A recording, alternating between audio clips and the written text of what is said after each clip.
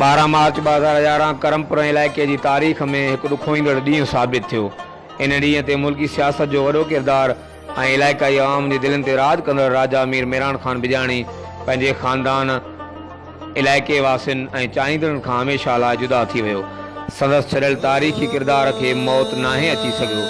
बक़ौल कंहिं ॾाहे जे माण्हू त मरी वेंदो आहे, संदसि जे छॾियल बहितर किरदार खे मौत नाहे ईंदो। मरहूम जे ख़ानदानी ज़रियनि मूजिब 12 अगस्त 1936 में बिजाणी ख़ानदान जे आम शख़्सियत अलहाज मीर बैराम ख़ान बिजाणी जे घर में अखि खोलींदड़ राजा मीर मेरान ख़ान बिजाणी फाइनल तालीम कराची में हासिल कई। मिलियल ॼाण मूजिब ब्रिटिश मूवमेंट दौरान अमली सियासत जो आगाज़ कयई। 1970-71 वारी ॾहाके में दरिया ख़ान खोसो सां पहिरीं इलेक्शन लड़ियो। तंहिंखां फौरन बाद शहीद ज़ुल्फ़िकार अली भुट्टो जे इसराह ते पाकिस्तान पीपल्स पार्टी में शमूलियत इख्तियार कयई। 1973 खां 1975 ताईं पाकिस्तान जी पहिरीं जुड़ियल सेनेट जो सेनेटर पिणु रहियो।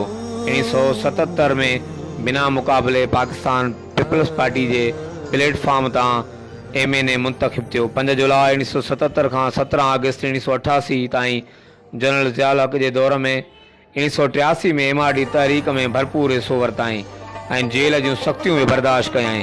1985 में जनरल ज़ियाउल हक़ पारां करायल गैर जमायती इलेक्शन में MNA तौर कामयाब थी वज़ीर आज़म मोहम्मद ख़ान जोड़ेजो जी काबीना में वफ़ाक़ी वज़ीर खेल ऐं सक़ाफ़त बणियो। 1988 में MNA तौर कामयाब थियो।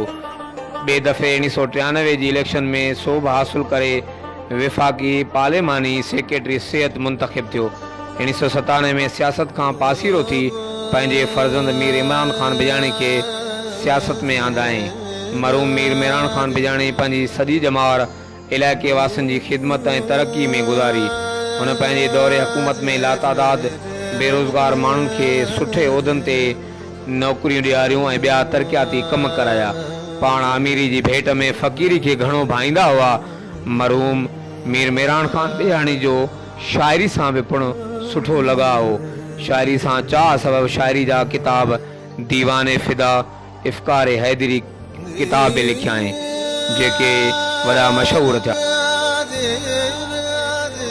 मरहूम राजा मीर मेरान ख़ान बिजाणी शहीद ज़ुल्फ़िकार अली भुट्टो ऐं शहीद मोहतरमा बेनज़ीर भुट्टो जे वेझे साथियुनि मां शुमार रहण सबबि ज़िंदगी जी आख़िरी घड़ी ताईं पाकिस्तान पीपल्स पार्टी सां वाॻियल रहियो।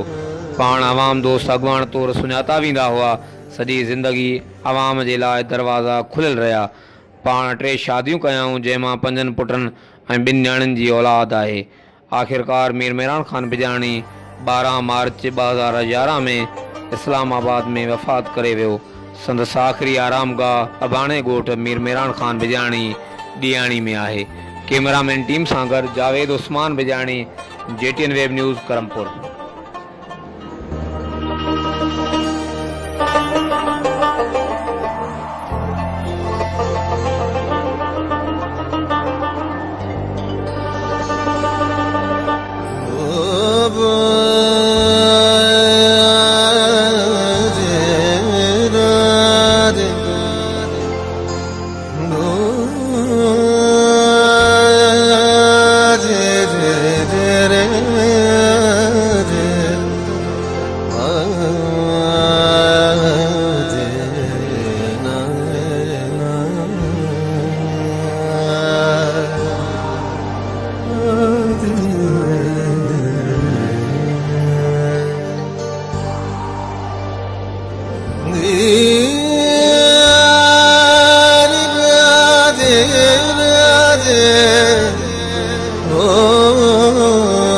Radhe